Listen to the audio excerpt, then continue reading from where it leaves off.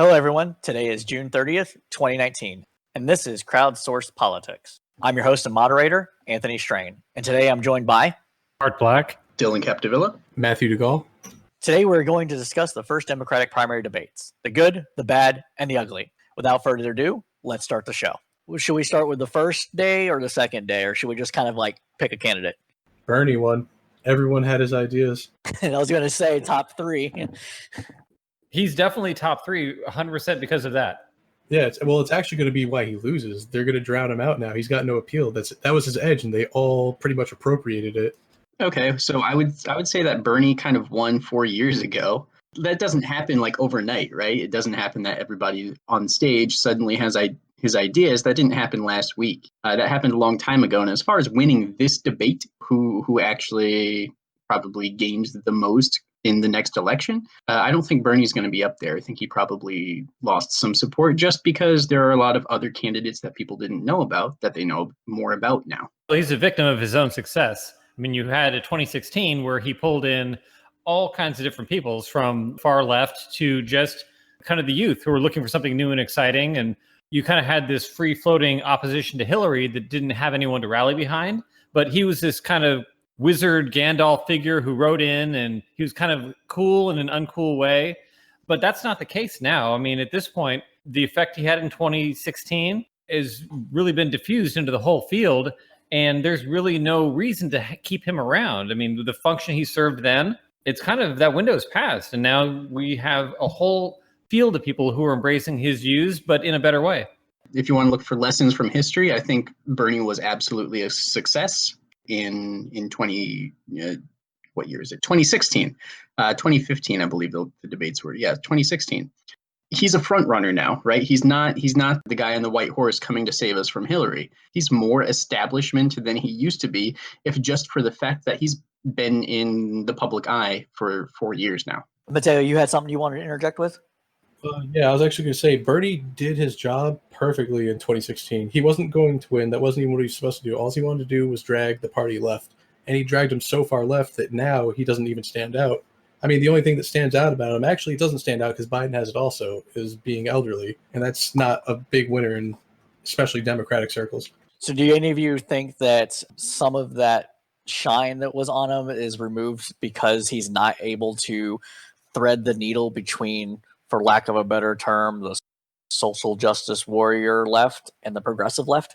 Well, no, they just adopted his ideas. Like whether or not they're going to introduce them or even sincerely try to push them if they become president, they're just using what he was saying to get to the people that he was getting to. They're just marketing themselves. They saw his strategy, it worked, and they picked up with it.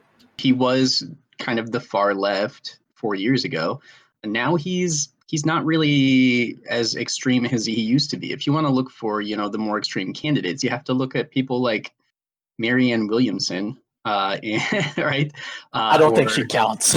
I mean, she counts as extreme, but not farther left than Bernie. It's just everyone's trying to feign Bernieisms now. I feel like that kind of makes him not extreme by definition. Well, yeah, it depends on your reference point. I mean, if it just moves with the popularity of the party, then yeah, he's not extreme. You're right in that regard.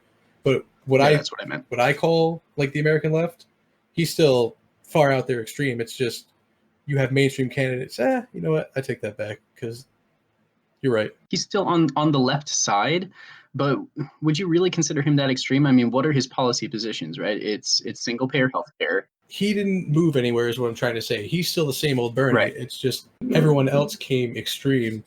And I'm not sure if that relative to the mean, sure, then it's not extreme. But I still think it's extreme. When the candidates were asked if they would like abolish health insurance, they all raised their hand like instantly. Or was it just two people? It wasn't everybody. It was only a few people on both nights. What was there was one question where they all raised their hands. Was it reparations maybe? No, reparations actually wasn't discussed. It was after. So on the first night, Castro had asked if people would repeal Section 1325, I want to say, of the immigration code. And they asked that question on the second night, and pretty much everybody was like, yes. But Of course. But and I would say that that's probably a win for Castro because he pushed the issue and it made a lot of people look dumb. But I have a feeling that might get partially walked back because and this is something that I'm just surmising. I don't 100% know this for sure, but I'm not entirely sure if they would be allowed to do any sort of monitoring of these individuals if it was just a civil offense. Oh, they're definitely going to walk it back, man. It's just like what they're doing with Bernie's positions. They're just trying to appeal to the easy ones, the credulous, lowest common denominators, the ones who are going to make Twitter loudest and show out the most for them. Because a lot of people, like Biden's support comes from the bulk of Democrats, but we don't get that in the news. We get like Twitter people, we get like the extremists. We see so much that they're overrepresented online. And that's what these people are going for, though. That overrepresentation is actually advantageous to have. It's a small little group of people wielding more power than the majority. There's a point to that for sure. Biden's pulling from a lot of people who aren't very talkative, who aren't very visible. But at the same time, if that's your base, I think the only place you can really go is down. That's not their base, though. Biden's got the base. That's Biden's base that's Biden's base, definitely. If you look at people online, like you just said this yourself, which is that Biden isn't very popular to people who are talking to people on Twitter or Facebook. And if he's not popular to those people, he's not going to have very much momentum moving forward. And for Bernie Sanders and for people, I'm kind of torn on Julian Castro. You mentioned him earlier. I don't really, but I would tentatively put him in that group as well. We're discussing the pool of the further left of the field. On that vein, who was another person that you think won, or like the top three? Oh, Harris. Without a doubt, Harris. If we're going to say one, I don't like to say won or lost in a debate, but who benefited or who had the greatest rise, I would say it was Harris. That busing comment she had, I mean, that was just the way she set that up. You could tell that was like rehearsed too. She laid it on. Oh, totally. It was such a well-delivered line. Yeah, no, I agree. I think that's pretty much unanimous just from the sources that I've seen. Everybody kind of thinks that Harris kind of stole the show on the second night. So my top three would be Harris first, probably Warren second, even though she was on the wrong night. I think she still got a lot of positive press coverage from her performance. And third, I can't really think of who's third off the top of my head. I guess it would have to be someone during the second night. It's not Biden. It's not Bernie. And didn't Yang get a lot of searches after? Yeah, so did Tulsi Gabbard. True. Yeah, Yang did, but I wouldn't say that would have happened regardless. I think Gabbard actually benefited big time from it. She impressed a lot of people. Like, honestly, the Democrats are so dead set on painting her as some like evil that it's going to end up helping her when people actually get familiar with her and they're like she's got nutty views, but that's it. Most of the electorate is dumbasses anyway. They're nutty as hell. They're not going to be swayed by that. Yeah, I think the problem with but Tulsi is that she had a lot of anti-Democratic Party views, just even 2 years ago. So she has to basically apologize for those views, like the view on gay marriage, some of the stuff that she had said about Muslims. She did the Fox News circuit. Yeah, she was on board and on the we gotta get rid of radical Islam. Yeah, Obama should say radical Islam. Yeah, So what did the cool black guy do after when he didn't support gay marriage? What did he do to make everyone forget? What he did was that he was an establishment figure and she is an anti-establishment figure. Exactly. Well, hold on. There's that, but there's also different time periods. Tulsi said, and it's that level of insincerity that runs them, and that's why she's not doing as well as she should be. I mean, hold on.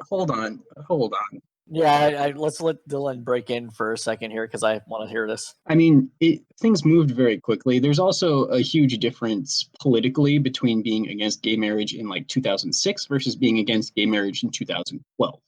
And Tulsi falls into the latter. When did Obama come around? It wasn't 2006. It was more like 2012. Obama was in 2012 also, wasn't he? Tulsi Gabbard, I mean, she was raised into a weird religious background. But I mean, she's been a hardcore leftist for 20 years. So she way predates Obama's. Not on the gay marriage issue, no. Obama and her changed probably around the same time.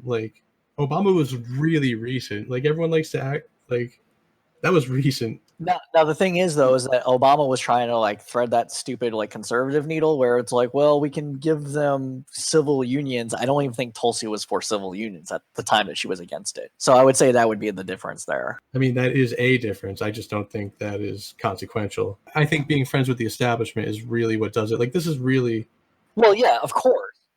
and on a simple level, it's like high school almost. Look, in my memory, and maybe my memory is faulty. It probably is, but I seem to remember Obama coming around after his first win, somewhere around 2009. Gabbard was still saying these lines at least 2 to 3 years after that, kind of nearing the SCOTUS decision, maybe before, maybe not after that, but closer to that than Obama for sure. I mean, and even if that's not accurate, that's kind of the general perception. At least a lot of people remember it that way, even if it's not true. Yeah. Art, did you have something you wanted to say?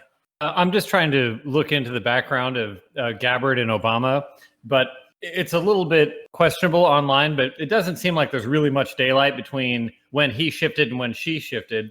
And I mean, a lot of Obama's stuff in years past, he was pretty hardcore against gay marriage. I mean, not really even leaving a lot of wiggle room. So Biden, to his great credit, kind of forced that situation, and Obama kind of got on the right side of history. But I don't know that there's really that much difference between the two of them. Not really of note, because, I mean, there is a difference, but that's all it is. It's an inconsequential difference, and it shouldn't be like when people talk about Tulsi, it's almost like with a hatred, but when they talk about Obama, it's so relaxed, so like, oh, it's okay, man. He was just trying to, like, what'd you guys say, thread the needle and shit? Tulsi kind of undermined the Obama administration. She went over to Syria to talk to Assad. When you get down to it, the reason that they give Obama a pass and they don't give one to Tulsi is that at that time, Obama was the establishment. If you're anti-establishment, basically, it doesn't really matter what your reasons are. As far as the Democrats concerned, you're effectively a Republican.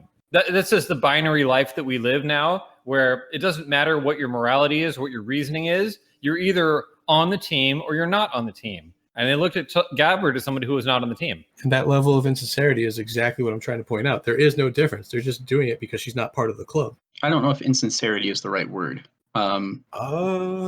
They're pretending like there's one reason why they're doing it when the real reason is she's not part of a club. She went against their status quo, really. I mean, she did something stupid, but I feel like if Obama did that, they'd be a little more forgiving, or any establishment figure.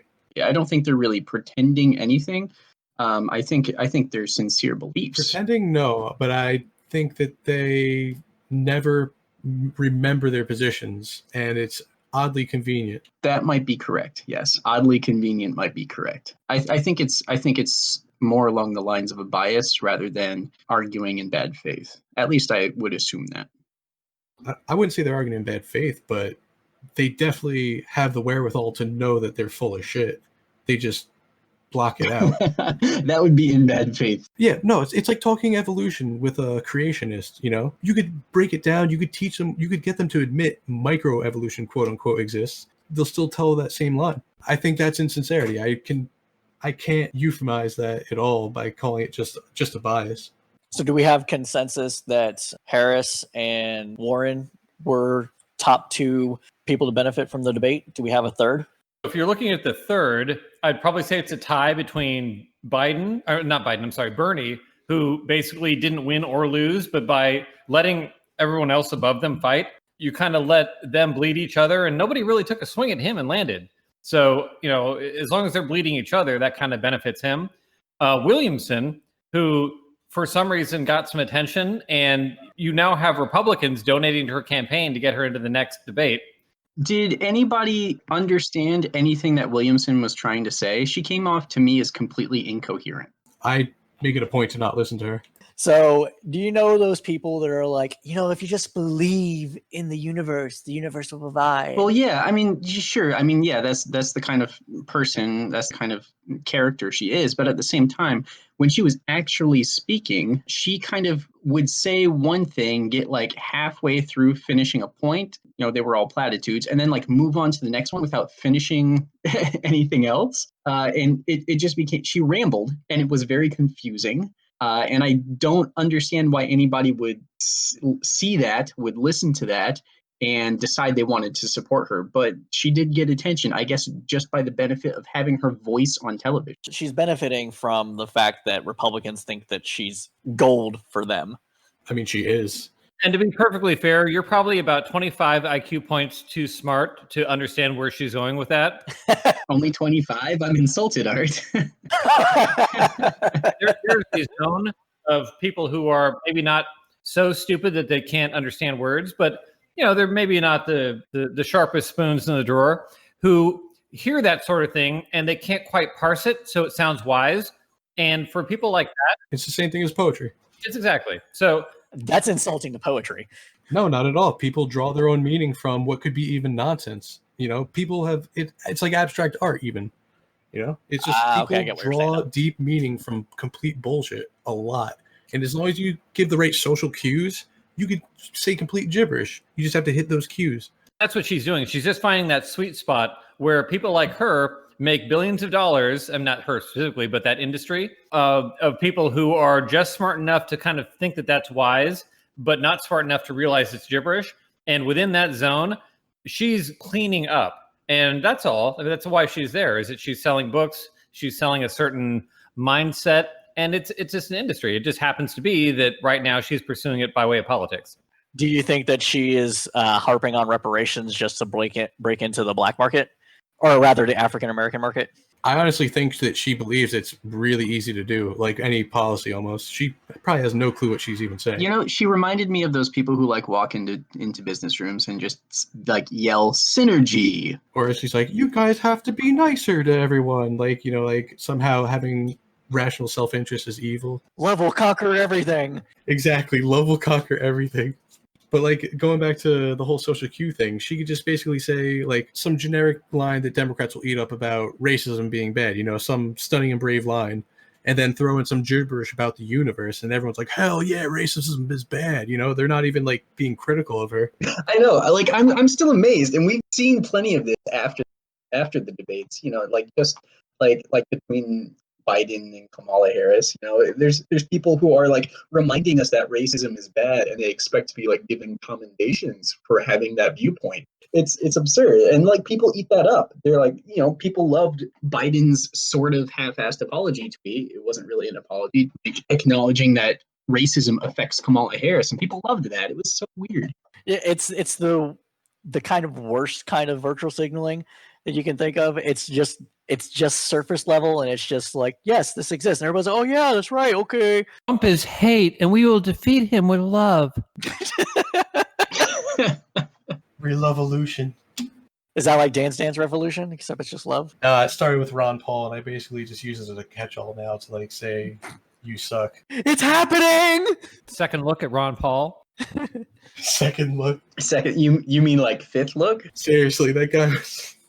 I don't know. Well, I do know why he's so popular. For the same reason we were just talking about the voters being drawn to simple shit like that. All he has to do is say some liberty stuff, and everyone's like, "Oh, fucking yeah!" And the Fed. It's yeah, everyone agrees with what he says, but what's feasible? Fed. Oh, except and the Fed.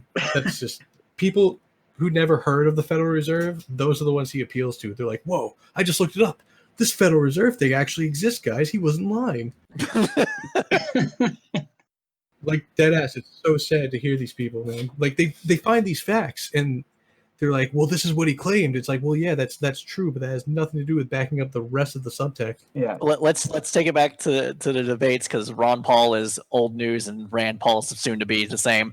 But since we're talking about people that walked away with big gains, I think Castro actually did because of the second debate night where they asked that question. What are your guys' thoughts? Within Texas, I think that was probably more of an intra-Texas fight between Beto and Castro. I'm not super familiar with Texas politics, other than you can tell the state is turning blue. It's not quite blue, but it's getting there. And yeah, it's purplish. Power struggle as far as how that evolution is going to be. And I feel like Castro is more setting himself up, to take out Beto within Texas, because that's really where he sees his next fight. I can agree with that, but I was more talking about the point of the eliminating 1325 or whatever the act is for immigration. Because on the first night, everybody's like, "What's that?" And on the second night, yeah, I'd eliminate it. How do you guys feel about that? I don't believe them at all. I think they're just when it comes to immigration, every Democrat, they don't have to be conniving, they don't have to be malicious or anything. They know exactly what they need to say. It's about appealing to people, and they are out there assuming that all the people are just basically like far leftists. Yeah, I mean, when it comes to immigration, it's definitely more of a heartstrings issue than it is anything else. I mean, you never really hear like objective analysis based on stats or numbers on either side unless they're very, very narrow and kind of, I mean, mostly on the right, pretty racist. You kind of have the scientific racism going into the immigration issue quite a bit, obviously. Huge. Yeah, but sorry, I got off track talking about the Democratic debates. Yeah, I mean, it's completely emotional for Democrats. You know, there's no sound policy. There's no real direction that people go. They just kind of react to everything that's in the news, and everything in the news it's Objectively terrible. I mean, it's objectively terrible, but it's story, you know, like the New York Times story. Like it's a photo of, you know, that's a horrifying photograph that they published on their cover. But at the same time, you know, that got a lot of attention. There are 300 to 400 people who die every year crossing into the U.S. Most of them don't drown in the river. Most of them make it into the desert and then die of exposure. But you don't really hear about that. Even right now, when people are talking about deaths, you know, of people crossing illegally, you don't hear about that. You just see those two dead people, and then you have people blaming, you know, Trump, the Republican administration, for something that's been happening for a long time that maybe they don't really deserve blame for.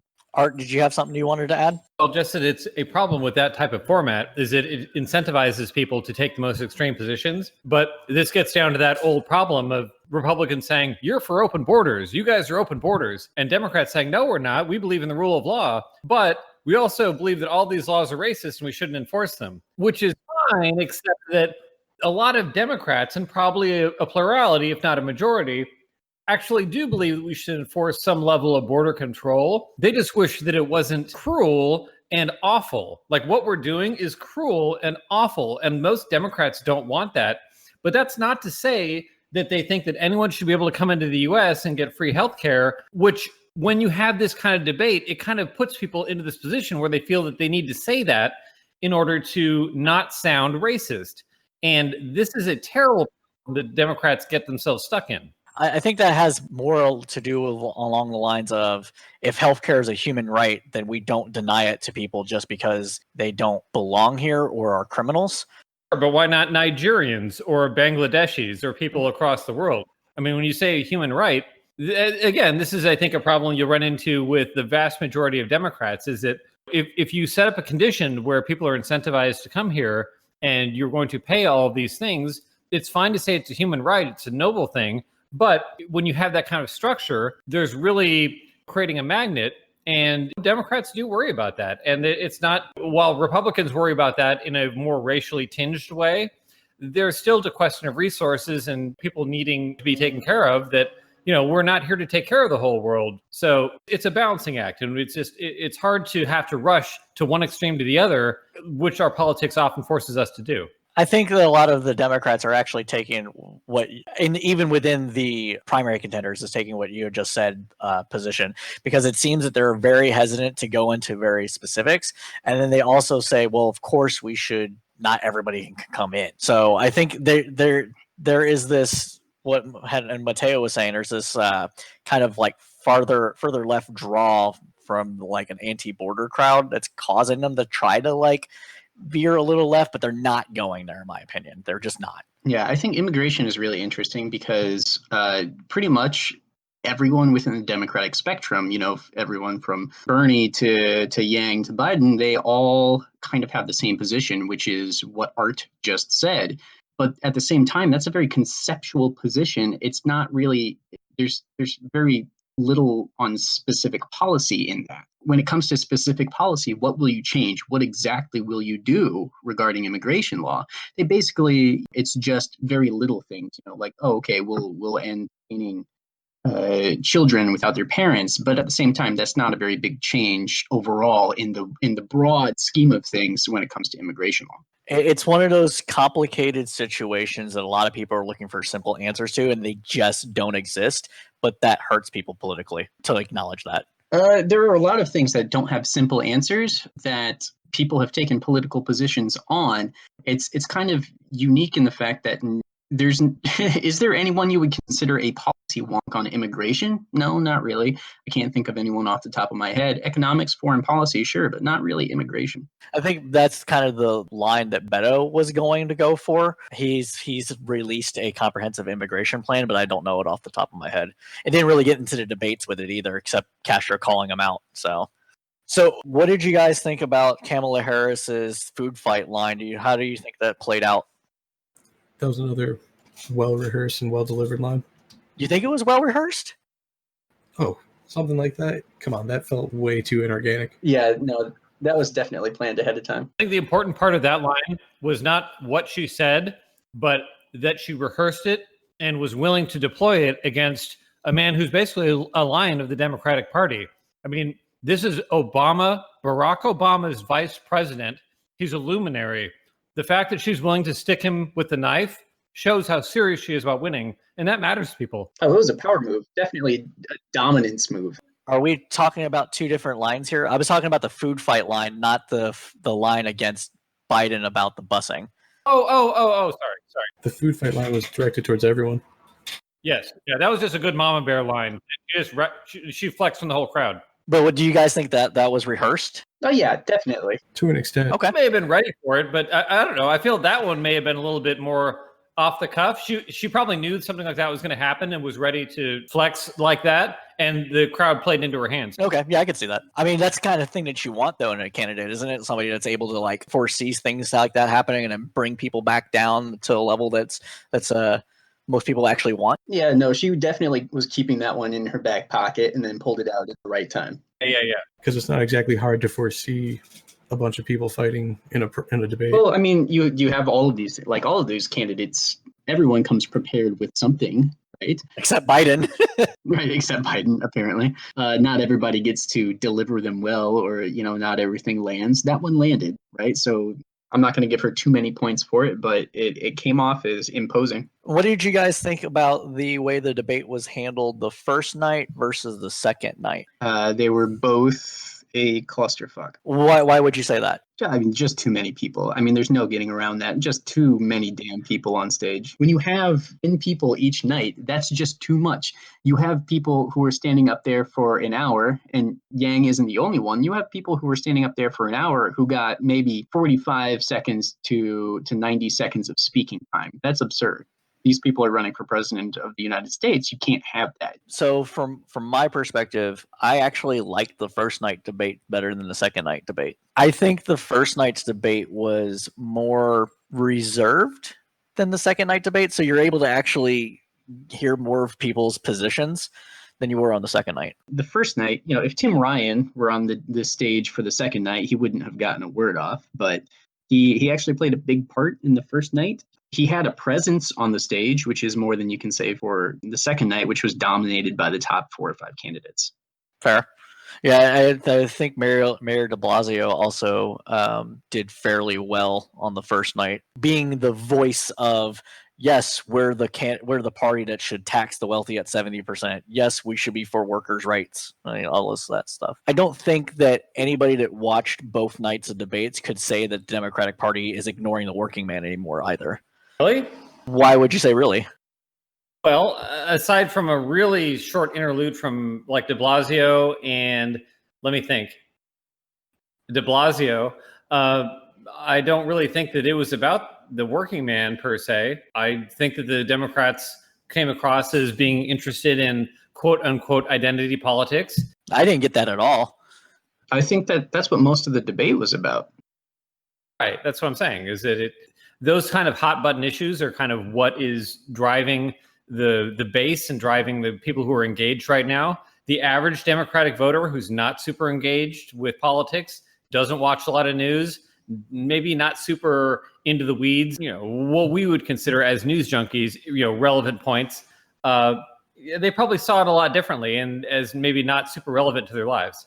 I don't know. I thought there was a good number of questions about healthcare There's a couple of good questions in there about some of the other things. Climate change got mentioned. There was the Iran stuff. Workers care about climate change in Iran? I would say that workers would care about the healthcare debate, the tax questions. Okay, I guess you have a fair point now that I'm thinking about it more. You're right about healthcare. They do care about that, but a lot of that other stuff, like giving healthcare to even or undocumented immigrants, or Iran, or these other things, maybe not top of their burner. Yeah, so I guess whether or not they're for the working man, I guess that depends on whether you consider being against millionaires and billionaires being for the working man. I'm looking at the transcript for the first night to see exactly how everybody answered. There's a question, so the question is, looks like it's directed towards Elizabeth Warren. You have many plans, blah, blah, blah. This comes at a time 70% of Americans say the economy is doing well. And what do you say to those who worry this kind of significant change could be risky to the economy? Warren, she talks about drug companies. She talks about African Americans and Latinx families, Klobuchar. She talks about Donald Trump, Beto O'Rourke. Beto O'Rourke is the first person to answer with like an actual economic policy. And he talks about taxing corporations and taxing the wealthy. It's not very policy heavy when it comes to helping the working man. I don't really see many people really referencing the average working American as an identity. It's really, a lot of it's about race. I just did a control F on the second night debate, and workers only mentioned a few times, like 5. So I guess I got a different impression just because it's what my bias is more likely to focus in on. When you're talking about helping the average working American, why do you want to break it up like that for every single policy instead of talking about broad economic policy? It's about white people. Yeah, I mean, when you talk about the working class, traditionally that was more of a leftist sentiment, but as times have changed a bit, it's commonly more understood to be about the working class is majority white. So you have kind of a shout out to poor white people who tend to have views that are not particularly progressive. And we have this unfortunate situation where the people that would most stand to benefit from progressive policies see progressive policies as a threat to their identity. And the Democrats have yet to really figure out how to thread that needle. And unfortunately, the Republicans have figured out how to thread it by simply appealing to racism. True fact. I suppose you could call that threading the needle. I would, or smashing it. Yeah, that's what I would consider it. Yeah, they've smashed the needle with a hammer. Yeah. So you have, I'm seeing some more Julian Castro talking about the women's pay gap. Again, that's an issue that is important, but it's not about the question that's being asked, which is really about tax policy. Kind of boring stuff that people need to have a plan for, that people need to have ideas and policy that they want to implement. And I'm just not seeing it. I'm not seeing that anywhere in these transcripts. That's a fair point. It's all very soundbite-y, and it's pretty clear when you read through it instead of listening. Who would we say are the biggest losers from this? Aside from Biden, who his entrails are still decorating the wall of that debate hall. I mean, Biden lost like 8 points in the next day polling. Almost all to Harris. Oh, I just realized another winner of the debate, Buttigieg. Do you think so? Pete Buttigieg.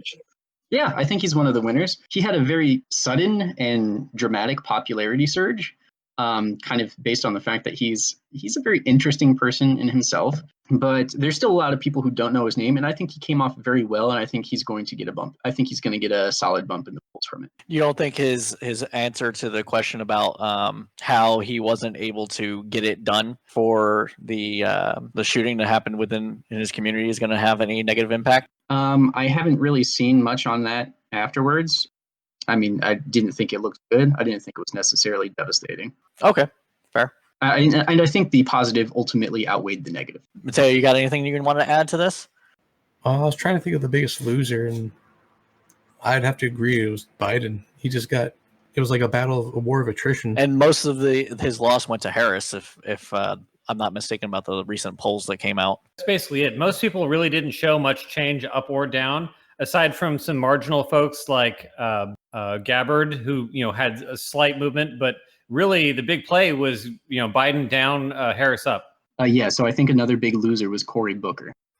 His face when Beto started speaking Spanish was just like, oh my God, I was going to do that. When Beto started speaking in Spanish, I was like, hey, you mean I get it, you're pandering, sure. And then Booker immediately started doing it afterwards. And I was like, okay, you just got jealous of someone who got to pander before you. And with the thing with Beto, though, is that speaking Spanish is like not a shtick for him, really. He represented El Paso, and that was actually a pretty big thing. He actually knows Spanish he actually knows Spanish. Booker probably just memorized that thing. Thing is, he speaks Spanish the way he speaks English. So his English has that weird kind of cadence that's very particular to Beto. But I kind of wanted to make fun of his high school Spanish teacher Spanish. But after listening for a bit, I'm like, oh, he actually knows how to speak Spanish. It's just his particular cadence is not how most Spanish speakers would talk, but neither is his English. So that's just kind of Beto. Yep. No, with Beto, it's not exactly pandering. I mean, he did try to get into the Hispanic congressional caucus because he represented El Paso. What's everybody's opinion about how the Democrats handled the Iran question? I don't remember any particularly interesting moments from that question. I'll have to look it up. Well, what I was going to say was that a lot of people seem to have said that they would try to leverage a better deal rather than just re-signing the one that Obama had gotten. And that's a pretty big change from where Democrats were about a year ago. See, my opinion on Iran is just there's really only one good answer you can give because, it's not like Syria where you can make a good case for military intervention. Pretty much everyone recognizes on all fronts that any military conflict with Iran is a horrible idea. So every candidate on there can genuinely appeal to the anti-war crowd with that question. I'm against war with Iran, and they will get a huge pop. Tim Ryan got taken to task by, I believe it was Gabbard on that question, though. No, it was the Afghanistan question, rather. Yeah, and that's when he made his comments about the Taliban flying planes into the Twin Towers and looked like an idiot. Gabbard definitely put the axe in his back with that one. Deservedly so. Yeah, deservedly so. He said something very stupid. What was Tim Ryan's position on that issue?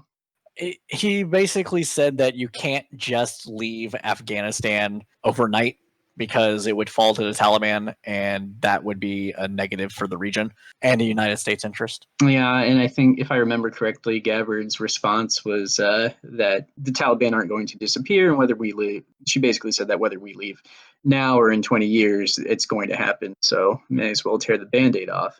Yeah, to paraphrase. Yeah, that was the impression I got too. No, that's pretty much precisely what she said. Yeah, I think Tulsi handedly won that argument, and I think that was my main take. That back and forth was my main takeaway from Tim Ryan. So I think that's probably how his night went. Honestly, that's the fundamental reason we're still in Afghanistan, is that the American people don't want to hear that we can't win there, and that the Taliban are going to be there, whether it's next month or next century. That's beyond our control. That's something we're not willing to do what would be necessary to change that, and we're trying to manage it. Which is genocide.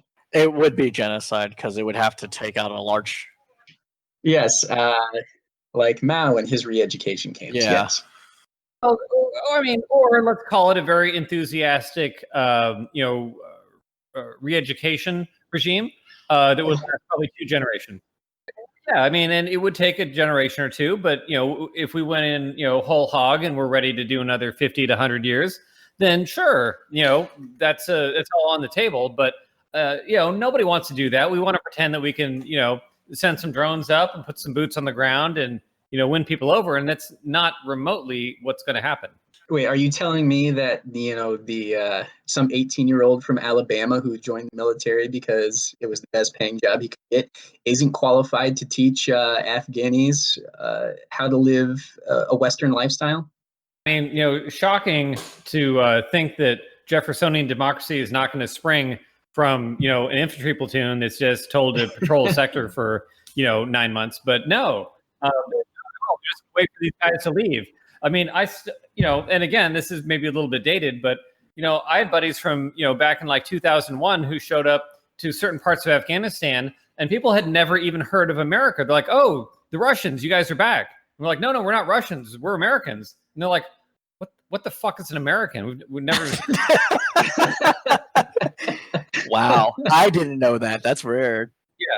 I mean, that's some like early on shit, but I mean, that's kind of what we rolled into. That isn't a part of the world that you can just like patrol through now and then and just transform them. I mean, that's deeply, deeply, deeply entrenched over thousands of years. It's way beyond anything that we can change overnight. And, Americans want easy fixes. We want to blow shit up and for that to change things. And that's not what's going to happen.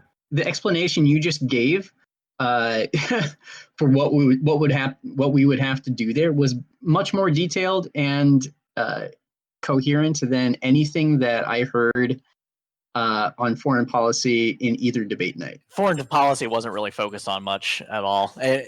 There were some questions. There were some questions on both nights. So the first night, I think Iran was mentioned on both nights.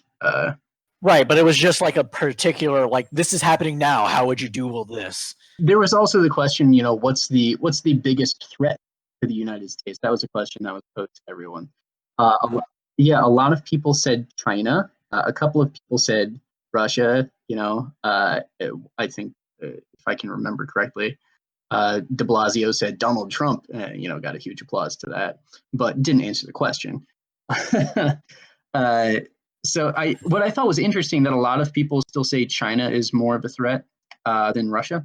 But I think a few people did draw the distinction that Russia is more of a military threat while China is more of an economic. Climate change got mentioned too. Yeah, climate change did get mentioned. I think that was that Williamson? I think it was a couple of the Beto mentioned it on the first night. I think he said China and climate change. Is it Inslee? Inlease? I'm terrible at pronouncing names. Yes. But he also said that. Yes, the guy from Washington. John Delaney. Do you guys remember hearing anything about? Do you remember hearing anything he said on the first night? Not at all. He was the capitalism is good, you all suck guy, right? He was.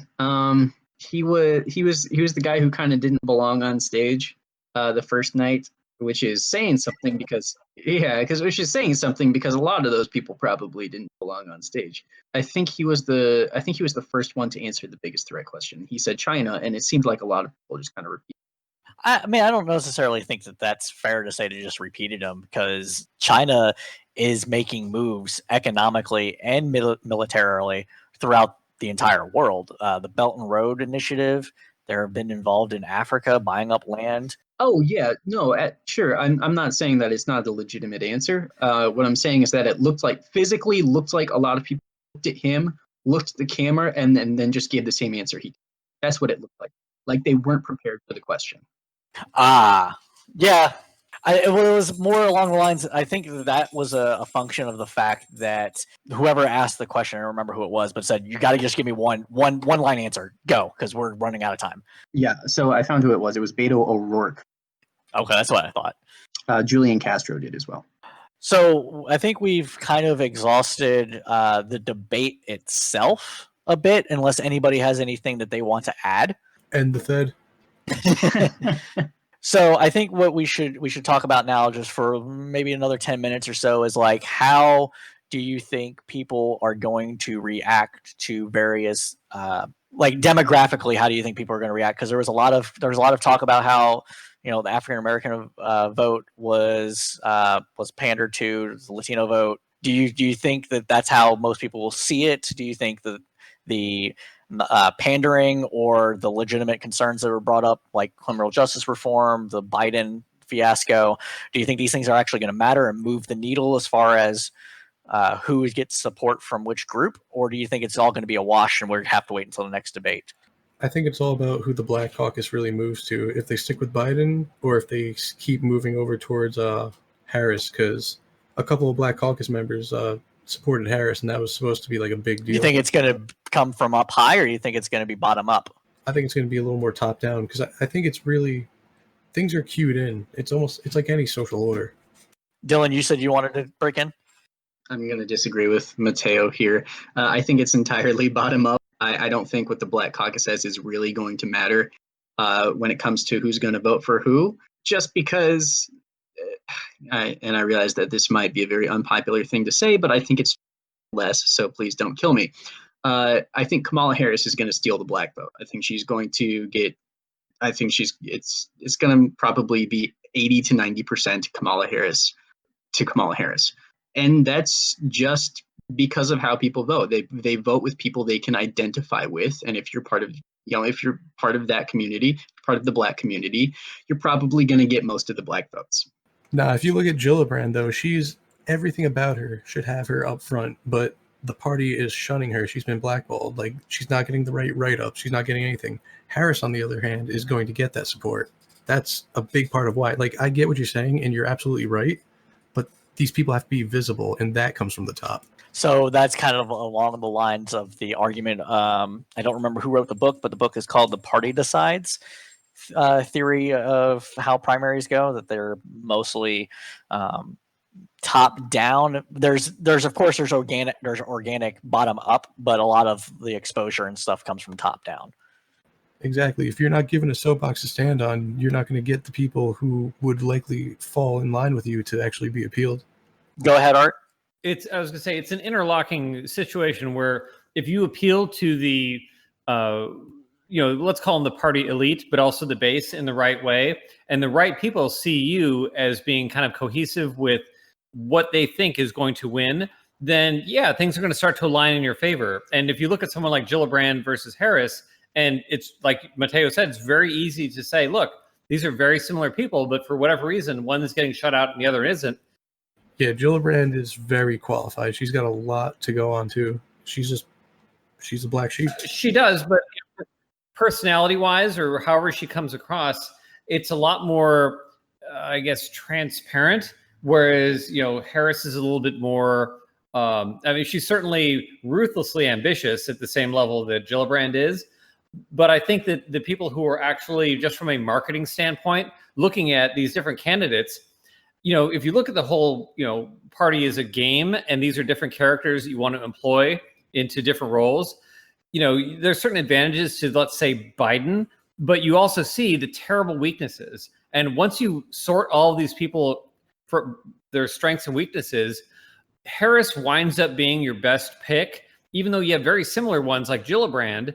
And if Gillibrand is not as advantageous as someone like Harris, then, a miss as good as a mile. The party has no interest in trying to back someone like that when they feel on the main that Harris is probably the safe bet. And I think, like what you're talking about, how Gillibrand can't get any love, she's not going to, because that's just not how the system is going to work. The system is going to defend itself and, very subtly fall behind the people who are felt to be most likely to get across the finish line. Well, it's really interesting because Gillibrand has, for years, she has been a product of the establishment. She was basically groomed to take over Clinton's position, and then afterwards, kind of to follow her. It was kind of presumed that she would follow her into being a front runner for the Democratic nomination, and she's not even top 5 right now.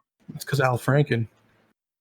It's because Al Franken was royalty, and she went after him. He was a sacred cow, and she got too close.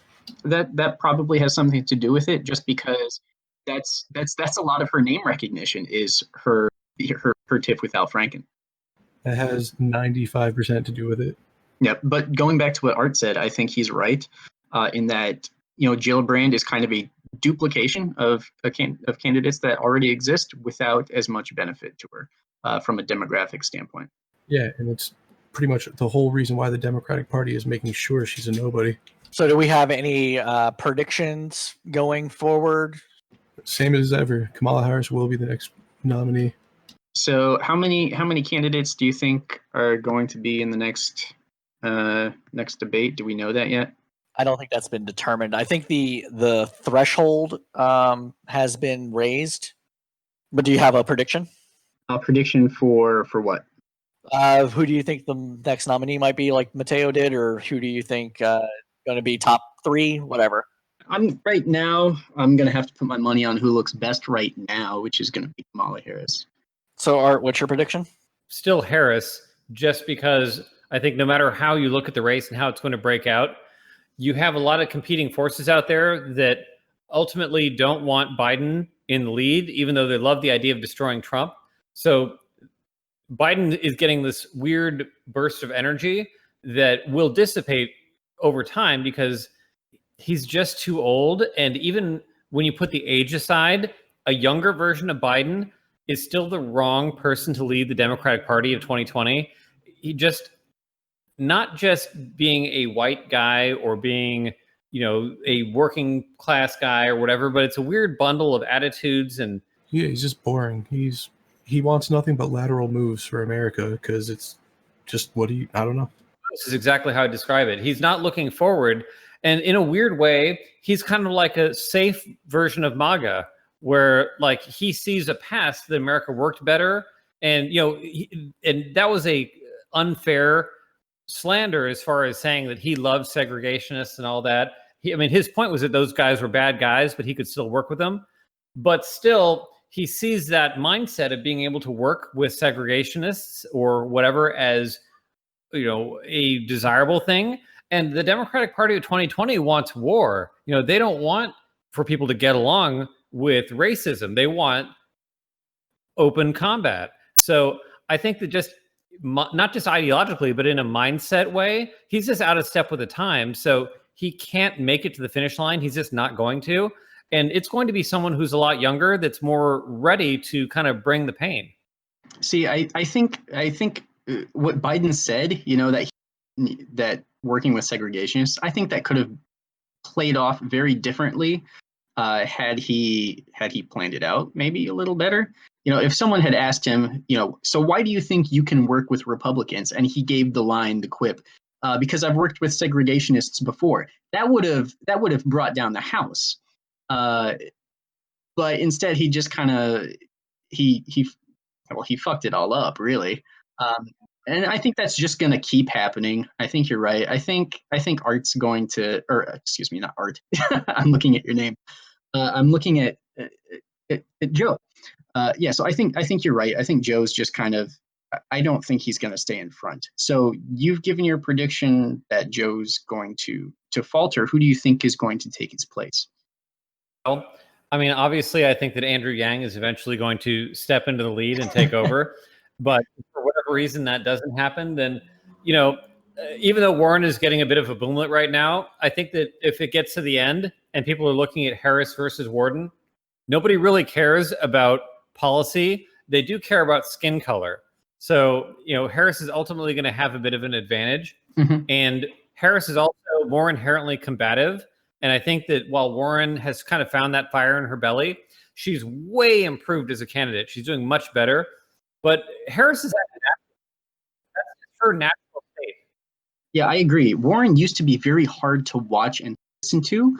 She was very popular. This is way back in 2008. She was popular for what she did, but she wasn't a politician back then. And when she was running for Senate, she had the whole, oh God, I hate to frame it like this, but the Cherokee Indian thing.